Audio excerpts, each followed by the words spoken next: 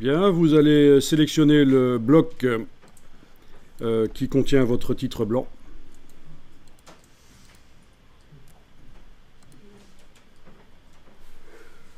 Avec la flèche noire, vous le sélectionnez, vous le copiez, CTRL-C.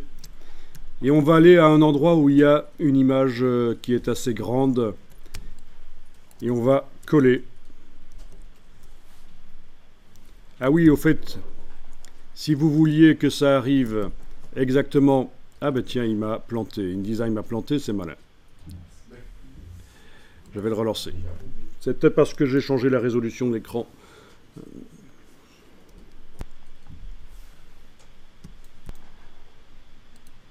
Ok, il m'a réouvert mon document. Je réessaye. Je sélectionne le bloc. Il faut peut-être déverrouiller la palette des calques parce que ça, le déverrouillage des calques, il n'avait pas... Si, il l'avait vu. Ok, je sélectionne le titre, CTRL-C. Et je vais aller à un endroit où il y a donc une image qui est vue en grand. Je fais CTRL-V. Voilà le titre qui arrive. Mais en fait, il n'est pas visible parce que l'image a certainement une fonction d'habillage. Ouais. Si je déplace un peu, ça, le texte se voit. Si je le mets à l'endroit de l'image, il disparaît. Ouais, c'est l'image qui a une fonction d'habillage en fait. Et qui est même inutile en fait, la fonction d'habillage de l'image. Donc, vous savez quoi? On va rendre le bloc... le plus facile, c'est de rendre ce bloc insensible à l'habillage de l'image. C'est ce que vous devrez faire si vous voulez mettre le nom d'un photographe sur une image, par exemple. En plus petit que ça, bien sûr. Et si l'image habille, chaque fois que vous allez amener le bloc avec le nom du photographe, le texte disparaît, logique, puisque ça repousse le texte. En ayant le bloc qui est sélectionné, vous allez dans le menu Objet, Options de bloc de texte. Et là, vous allez indiquer Ignorer l'habillage. Dans les options de bloc de texte, vous cochez Ignorer l'habillage. Et donc c'est insensible à l'habillage des images. Quand je positionne, il reste là. Super astuce à retenir, ça vous servira. Sinon, vous n'allez pas comprendre ce qui vous arrive et vous allez crier au scandale. InDesign bug.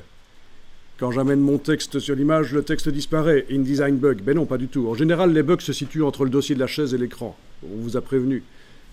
Entre le dossier de la chaise et l'écran, il y a un gros bug qu'on appelle l'utilisateur aussi.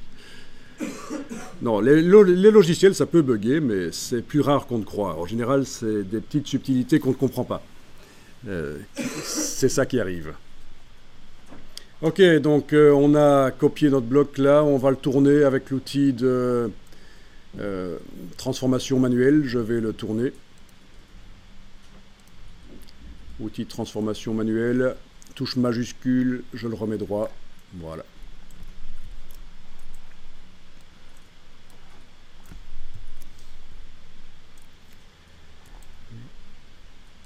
Je vais remplacer le nom ici par un titre. Je vais indiquer par exemple les géants. Pour parler des grands arbres, les géants. Double-clic sur la case en bas à droite du bloc. Ça s'agrandit. Je positionne. Et alors je vais quand même modifier la dimension.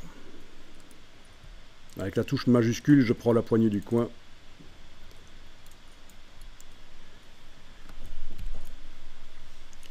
Ok. Pourquoi est-ce qu'on a de l'habillage sur ce bloc? Ah mais oui, il est habillé. Et ici, c'est pas nécessaire. Le bloc sur la première page habillait le texte, mais ici, c'est pas nécessaire.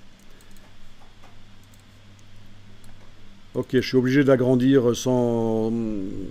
avec la flèche noire, agrandir la dimension du bloc parce que sinon le texte n'apparaît pas en entier.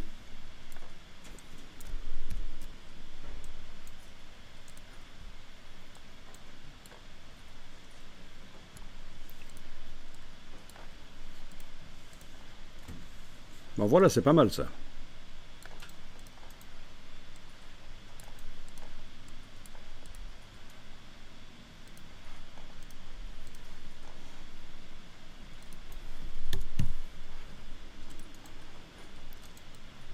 Donc on est d'accord, on a quand même deux titres qui se ressemblent pas mal.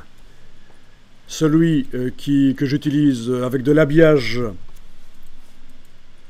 pour repousser du texte, et je l'ai même mis vertical en plus. Et puis il y a la copie, ici, qui a été mise horizontale. Les caractères sont plus petits et ça n'habille pas. Le bloc n'habille pas.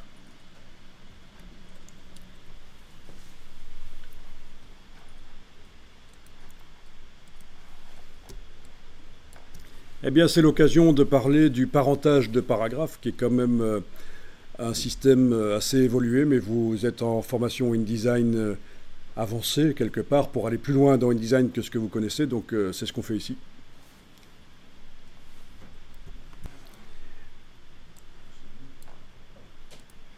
Vous mettez le curseur dans le titre de la première page